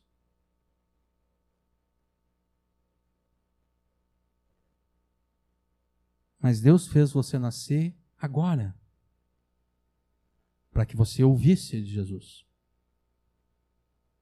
Então você está agradecido a Deus porque, apesar da sua pequenez, Ele se lembrou de você, porque apesar da insignificância tua, Ele te visitou, enviando o seu próprio Filho a este mundo.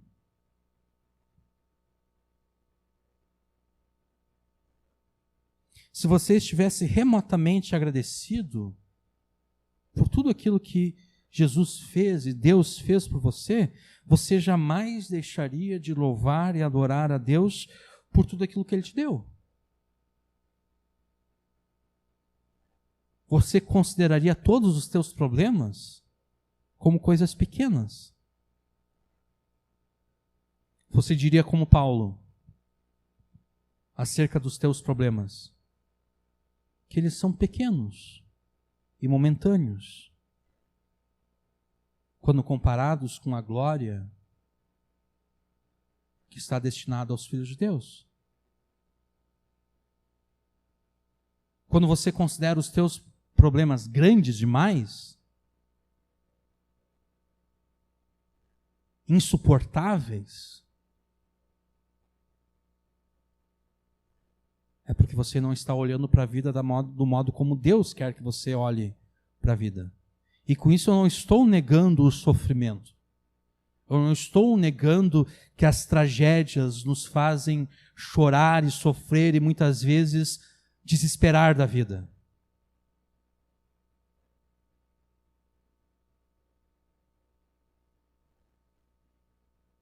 Mas ainda assim, a gente tem que ter a capacidade de olhar para todo o sofrimento e pensar, isso é pequeno, isso é passageiro. Mas se eu digo, não, isso aqui é demais para mim.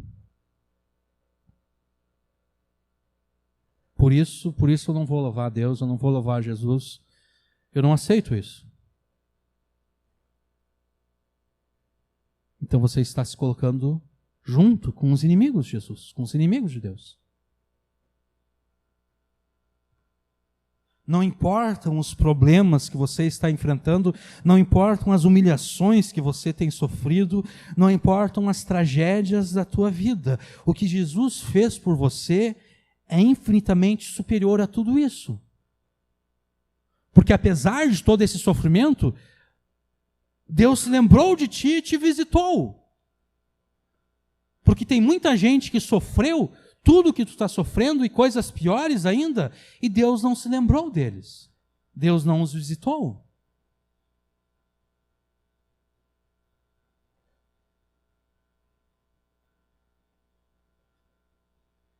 Jesus morreu e ressuscitou por você para que, morto para o pecado, você pudesse viver para Deus em obediência a Ele. Jesus pagou a penalidade dos seus pecados para que você fosse justificado diante de Deus, aceito na sua presença como filho e recebesse a vida eterna. Então, não permita que os problemas dessa vida te levem a esquecer da salvação que Jesus te deu. Louve a Jesus pela salvação que Ele te deu, com tudo aquilo que você é e com tudo aquilo que você tem. Exalte o nome de Cristo pelas suas obras na criação. Mas não é apenas pelas obras da criação que você deve louvar a Jesus. Nesses próximos versos, a partir do versículo 5 até o versículo 9, nós veremos que você também deve louvar a Cristo pelo domínio redentivo que Ele exerce sobre a criação. Nós já tratamos um pouco disso aqui nos primeiros 4 versículos, mas agora nós vamos ver isso com mais detalhes. O versículo 5 começa dizendo o seguinte: por pouco menor o fizeste do que os anjos. Uma tradução possível aqui também é: por pouco menor o fizeste do que Deus, e de glória e de honra o coroaste. Davi afirma que mesmo tendo sido feito menor do que Deus, ou menor do que os anjos, o próprio Deus coroou a humanidade com glória e honra. O que é essa glória? O que é essa honra? Dentre outras coisas, essa glória e a honra apontam para o mandato de Deus de domínio. O domínio que o homem deve exercer sobre a criação. Deus nos fez menores do que Ele mesmo e Ele entregou a nós o domínio sobre este mundo, sobre toda a criação. No entanto, por causa do pecado, nós perdemos a capacidade de dominar sobre a criação. O mandamento permanece para que nós dominemos. Mas como castigo pelo pecado, o próprio Deus faz com que a criação se rebele contra o nosso domínio. E é por isso que o homem, de acordo com a maldição de Deus, deveria comer com o suor do seu rosto. É por isso que a terra produz muito mais facilmente ervas daninhas do que alimentos. Né? Se você tem um pedaço de terra, deixa ela parada lá, vê o que ela vai produzir. Você não vai ver nascer um pé de laranja nela. Não. Vai nascer mato ali. Por causa do pecado, a terra muito mais facilmente produz coisas que não prestam do que alguma coisa que de fato tem uso. É por isso que a mulher sofre terrivelmente quando ela vai dar à luz. Por causa do pecado.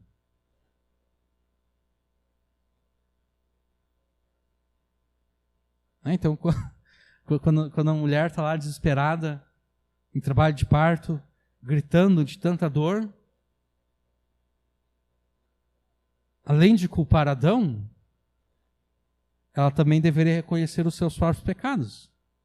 Ela deveria pensar, bom, se Deus tivesse me colocado lá no lugar de Eva, eu teria feito a mesma coisa que Eva fez. O melhor lugar para pregar arrependimento para uma mulher é quando ela está dando luz a uma criança, né? Você pode dizer, está vendo essa dor? Essa dor é por causa do pecado. É por causa disso. É por isso que, apesar de todos os avanços da ciência e da medicina, nós ainda ficamos doentes. E nós ainda um dia vamos morrer.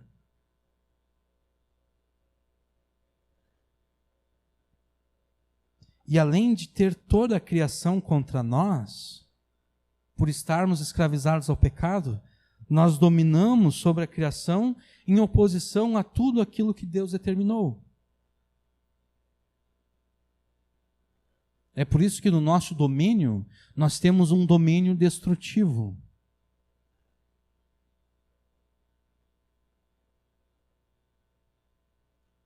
A gente até consegue extrair ouro da terra. Mas para isso a gente mata uma civilização inteira.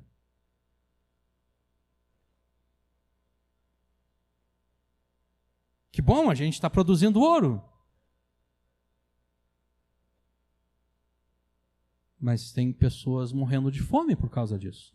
O nosso domínio é um domínio destrutivo.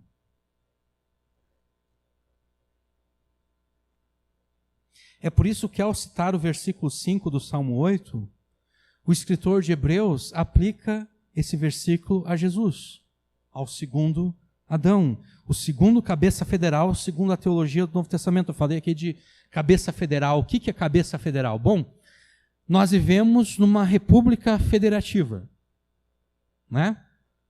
Muitos não estão gostando, mas o atual presidente é Lula. O Lula é o cabeça federal da nação brasileira.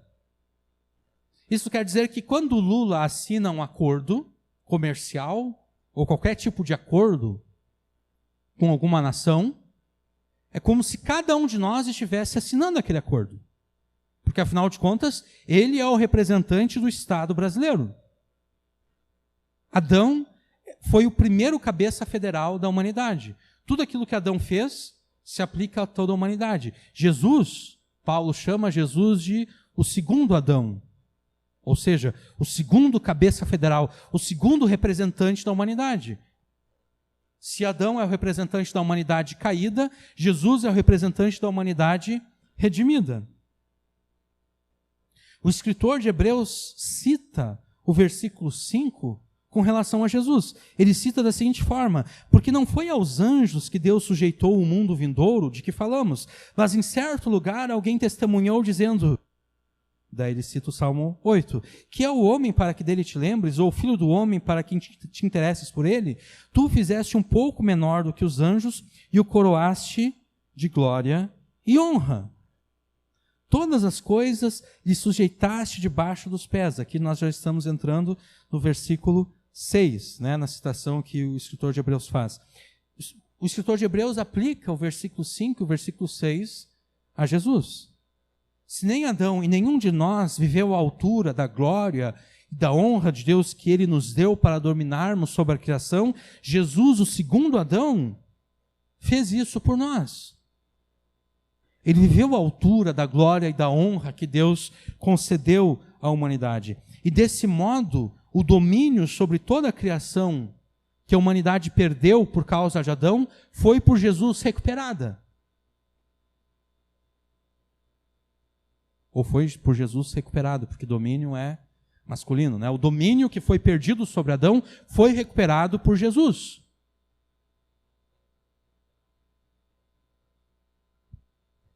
Então nós lemos o versículo 6. Fazes com que ele tenha domínio sobre todas as obras das suas mãos. Tudo puseste debaixo de seus pés.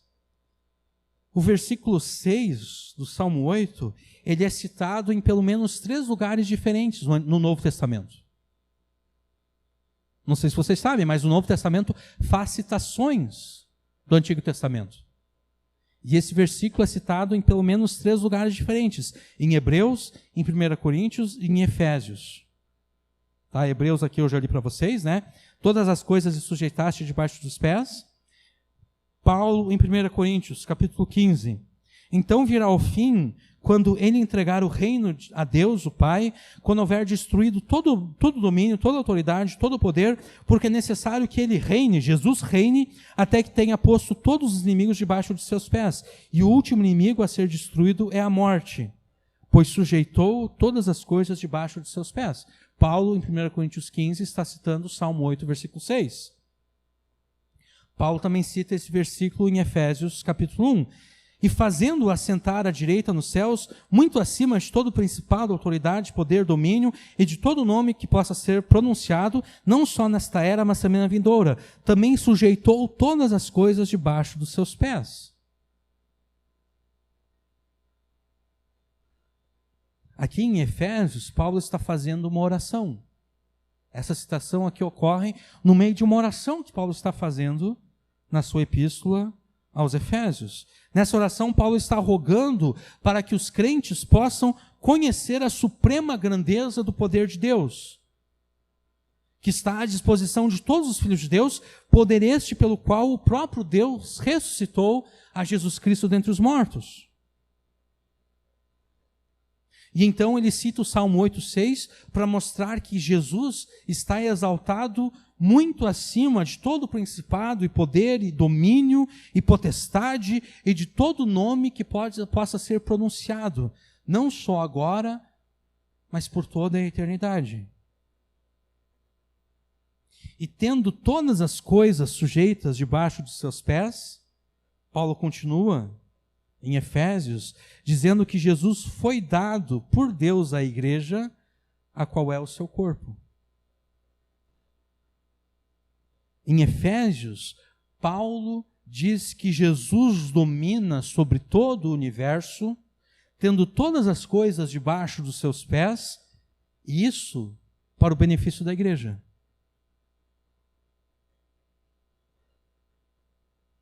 Jesus domina sobre todo o universo, tendo todas as coisas debaixo dos seus pés, para o teu benefício. É por isso que no final do Evangelho de Mateus, Jesus diz: toda autoridade me foi dada nos céus e na terra. Jesus recebeu o domínio sobre todas as coisas criadas, para o benefício da igreja, para o teu benefício. Esse domínio é mostrado nos versículos 7 e 8. Finalzinho do versículo 6. Tudo debaixo de seus pés. Todas as ovelhas e bois, assim como os animais do campo, as aves dos céus e os peixes do mar, e tudo que passa pelas veredas dos mares. O domínio de Jesus se estende sobre toda a criação. É óbvio que o domínio de Jesus não se limita ao reino animal, porque isso seria ridículo, né? Mas por que é usada essa linguagem? É usada essa linguagem porque foi assim que Deus se expressou para Adão.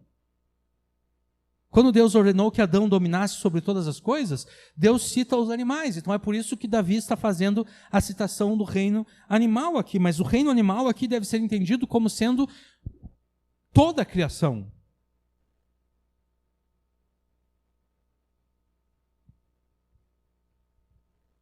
A totalidade da criação. Então nós temos aqui o retrato do domínio universal de Jesus sobre todas as coisas.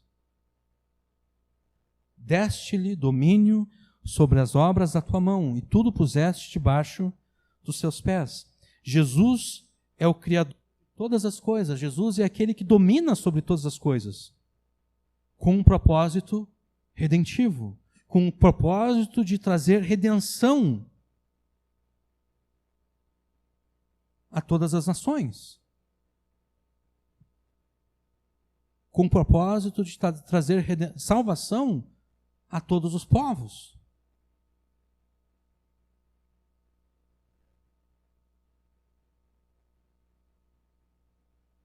Se você é um crente em Jesus, se você crê em Jesus, tudo o que Jesus faz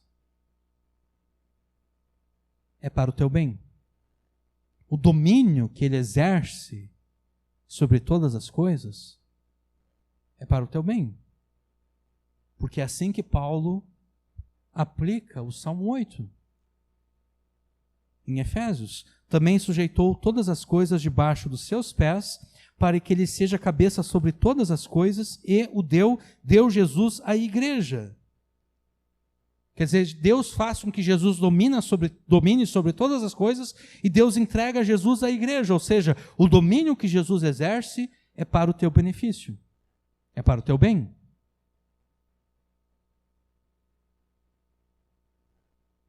Se você é um crente em Jesus, tudo aquilo que Jesus faz é para o teu bem. E qual deve ser a tua atitude diante disso?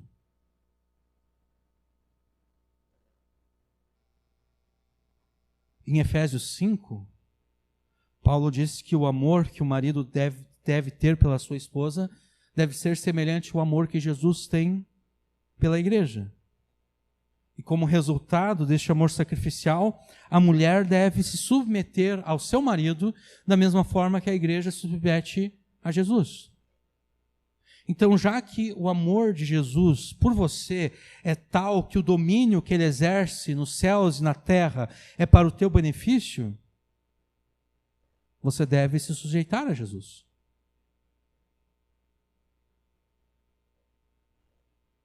Da mesma forma que uma mulher se sujeita ao seu marido que a ama. Você deve se sujeitar a Jesus. Você deve fazer a sua vontade. Você deve reconhecer Jesus como o Senhor da tua vida. Sabe, as pessoas tanto falam sobre receber Jesus como Senhor e Salvador que isso já perdeu quase o significado, né? Quase não tem mais sentido. O que é ter Jesus como o Senhor da tua vida? É reconhecer-se como escravo de Jesus. Né? Porque quem é que tem um Senhor? É um escravo. Alguém que é livre não tem um Senhor sobre si. Os únicos que têm um Senhor sobre si são escravos. Então, quando não faz sentido em falar, fulano de tal é um grande servo de Deus. Não existe grande servo de Deus, porque se tu é servo de Deus, tu é escravo de Deus. E se tu é escravo de Deus, tu não é grande, porque um escravo, por definição, é alguém que não tem poder nenhum. É alguém que não tem influência nenhuma, né? Um escravo não tem poder nem influência nenhuma. Então, se Jesus é o Senhor da tua vida, Jesus é o Senhor da tua vida. Jesus determina todas as coisas na tua vida.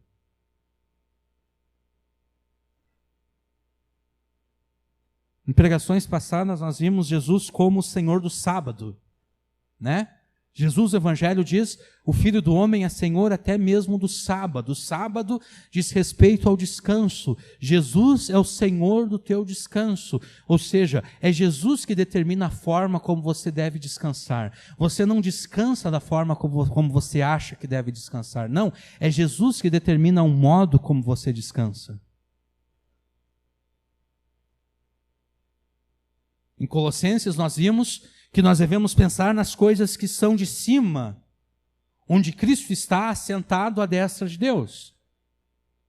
E nós vimos que estar assentado à destra de Deus se refere exatamente a esse domínio que Jesus exerce sobre todas as coisas. Porque esse estar assentado à destra de Deus é uma referência ao Salmo 110:1. Disse o Senhor ao meu Senhor, assenta-te à minha direita, até que eu ponha os teus inimigos por escabelo dos teus pés. Ou seja, se nós devemos pensar nas coisas que são do alto, onde Cristo está assentado à destra de Deus, isso quer dizer que Jesus é o Senhor até mesmo dos teus pensamentos. Você não tem liberdade para pensar da forma como você quer pensar. Não, é Jesus que determina a forma como você pensa.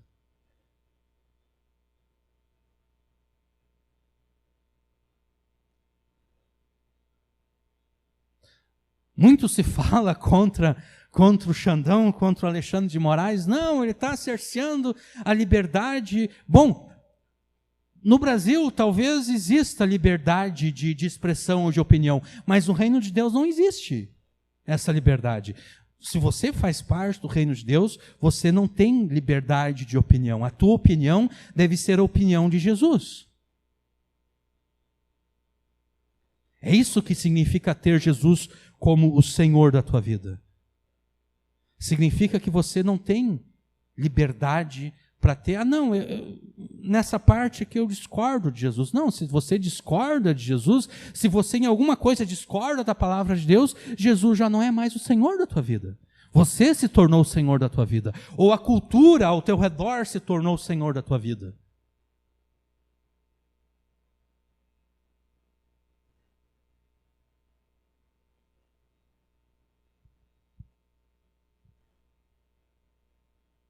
Já que o amor de Jesus por você é tal que o domínio que ele exerce sobre os céus e sobre a terra é para o teu benefício, a tua resposta só pode ser uma: se sujeitar ao domínio de Jesus. Ser dominado por Jesus. Ser governado por Jesus.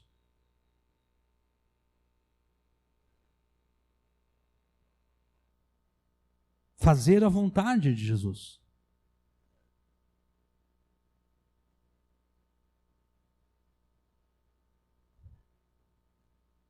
E deste modo, você participará ativamente do domínio de Jesus neste mundo. Porque se você crê em Jesus, você faz parte dessa humanidade redimida, da qual Jesus é o cabeça federal. E como Jesus recuperou para si mesmo e para todos aqueles que nele estão o domínio sobre a criação, compete a você dominar os ambientes onde você está.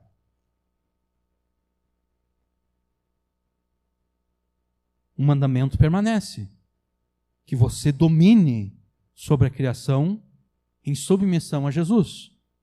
Você deve dominar e influenciar os ambientes que você frequenta. Você deve dominar o lugar onde você trabalha.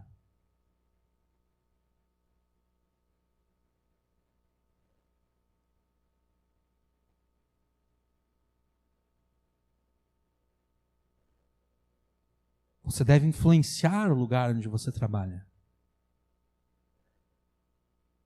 Os teus colegas devem ser santificados pela tua presença lá.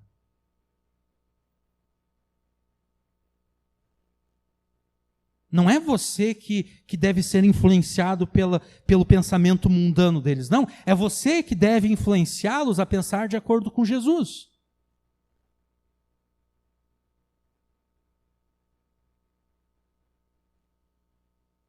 É nesse sentido que eu quis dizer que você deve dominar o lugar onde você trabalha. Você deve levar a influência de Jesus lá para dentro. Ah, mas se eu fizer isso, eu vou perder o emprego. Talvez você perca o emprego. Mas daí você perdeu o emprego pela vontade de Jesus. Ah, mas se eu perder o emprego, daí eu não vou ter dinheiro para sustentar a minha família. Bom, a quem você serve mesmo? Você serve a Deus ou você serve às riquezas? Ah, não, eu sirvo a Deus. Bom, então, se você serve a Deus, você não pode ter medo de perder o emprego por causa do testemunho de Jesus.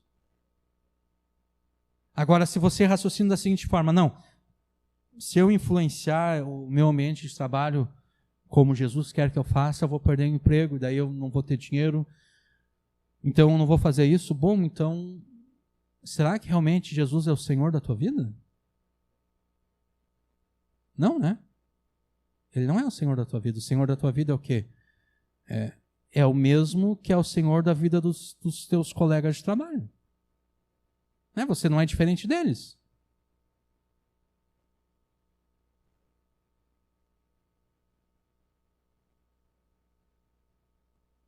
Você não pode se contentar em ver pessoas que ainda não se renderam a Cristo. Você não pode pensar: não. Jesus, ele até é bom para mim.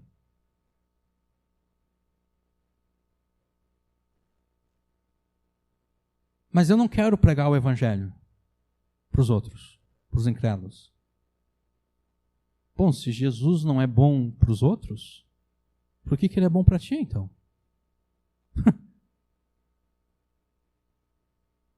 Das duas uma, ou você, quer dizer, das duas uma não, de qualquer forma você tem um coração mau, né? Porque agora eu me lembro daquela história lá no Antigo Testamento, onde haviam os inimigos do povo de Deus haviam cercado a cidade, tinham feito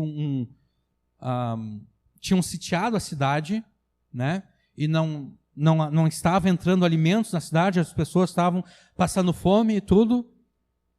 E daí o profeta Eliseu, se eu não me engano, diz que Deus vai derrotar os inimigos. E daí Deus envia um anjo e derrota os inimigos. E daí tem os leprosos lá que estão separados da cidade por causa dessa doença. Eles percebem que os inimigos foram derrotados e eles vão lá e eles começam a pegar os despojos dos inimigos. E daí eles pegam um pouco, guardam, pegam mais um pouco, guardam. E daí eles pensam, olha, se a gente não avisar na cidade que os inimigos foram derrotados, Deus vai mandar um mal sobre nós.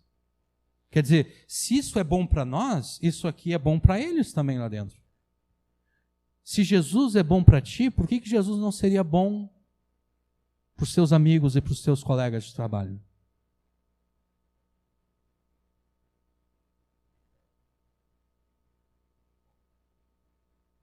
E se você se nega a pregar para eles, você está dizendo que Jesus não é bom para eles. E se Jesus não é bom para eles, o que você está fazendo aqui então? Se Jesus não é bom para eles, por que você acha que Jesus é bom para ti?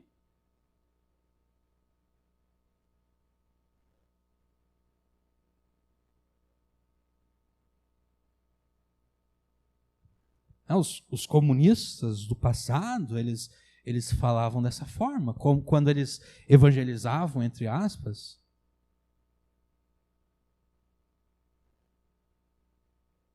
Né? Se tu te compromete com uma causa, tu te compromete com aquela causa até o final.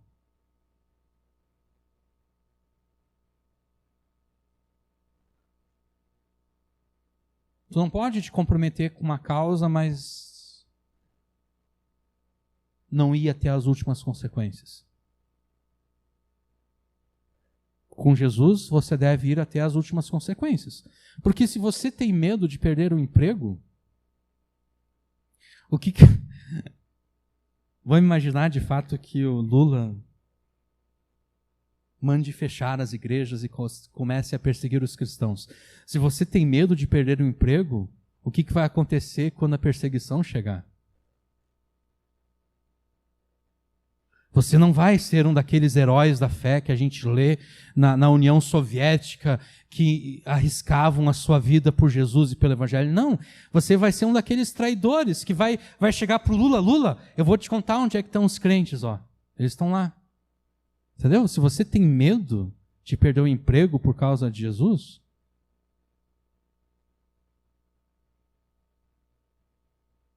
você já perdeu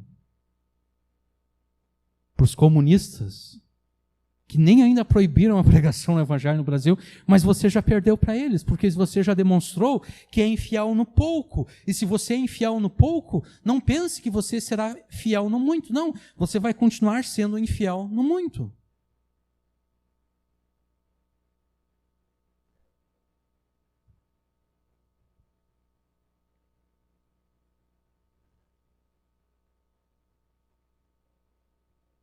Você não pode permitir que conceitos mundanos invadam a tua mente e influenciem a tua família. Por quê? Porque você deve dominar. Você faz parte dessa nova humanidade.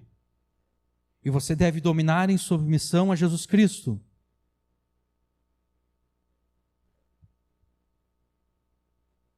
É assim e somente assim que você exaltará a Cristo pelo domínio que Ele exerce sobre a criação, conforme o versículo 6.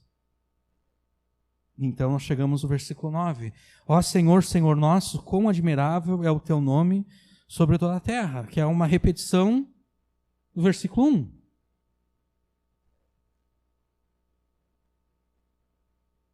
No versículo 1, você louva a Deus, a Jesus, pelas obras da criação. No versículo 9, você louva novamente a Jesus, mas agora pelo domínio redentor que Ele exerce sobre a criação.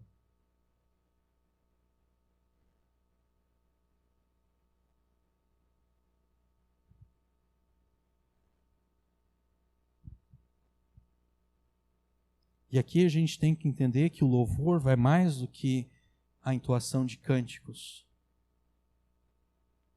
A igreja moderna reduziu o louvor a cantar para Deus. Não, o louvor envolve música, envolve o canto, mas vai além disso. Porque de nada adianta você falar palavras com a tua boca que não tem significado nenhum. Né? Imagine um homem se declarando para uma mulher, mas a mulher percebe que aquelas palavras não têm significado nenhum. Né? Ele diz, olha, como eu te amo. Mas ela percebe ele olhando para outras mulheres. Cobiçando outras mulheres.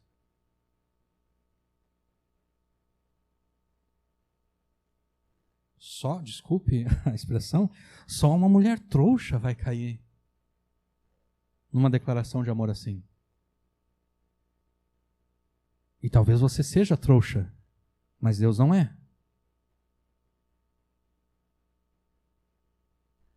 Deus sabe se a tua declaração de amor é verdadeira ou não. Muito além das palavras, você deve demonstrar a Jesus como seu nome se mostra magnífico em toda a terra, através da tua obediência a Ele. Nós já tratamos sobre isso, né? Há pouco. Você deve obedecer a Jesus. Jesus tem que ser o teu Senhor.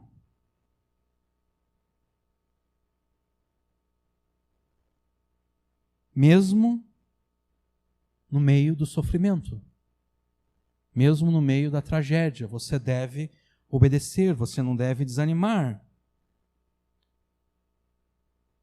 Desde os tempos antigos, o dilema do povo de Deus sempre foi: por que nós sofremos? Esse é o dilema de Jó.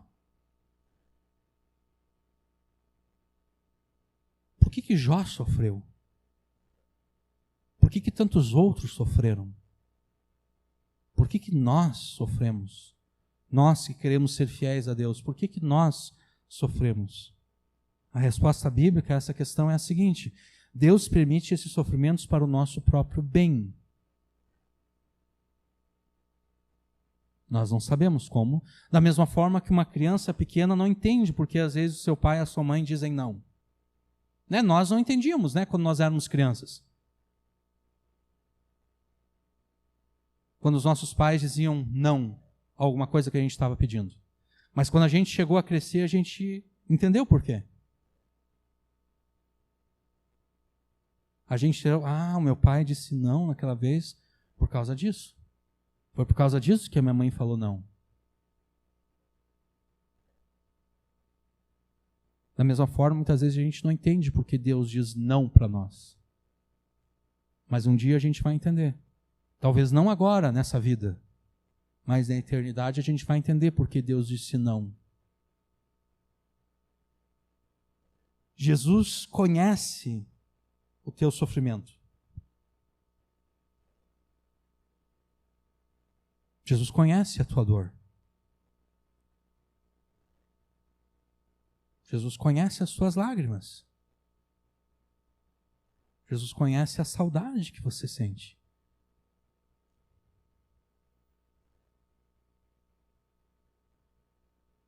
Mas ainda assim, e é exatamente por conhecer tudo isso, que você deve louvar a Jesus. Você deve demonstrar confiança. Como quem diz, eu não entendo, eu não sei porquê. Nenhum de nós sabe porquê, né? Tantas coisas nas nossas vidas que nós não sabemos porquê. Mas ainda assim Deus deve ser louvado, mesmo que nós não saibamos as razões para tudo aquilo que acontece conosco. Mas nós devemos ter a certeza de que estão cooperando para o nosso bem, para que nós sejamos feitos semelhantes a Jesus, que é como Paulo fala lá em Romanos 8. Continue firme até o final. Firme até o final. Porque é dessa forma que você será participante do destino de glória para o qual Jesus está conduzindo toda a criação. É desse modo que você exaltará o nome de Jesus como magnífico pelo domínio redentivo que ele exerce sobre todas as coisas.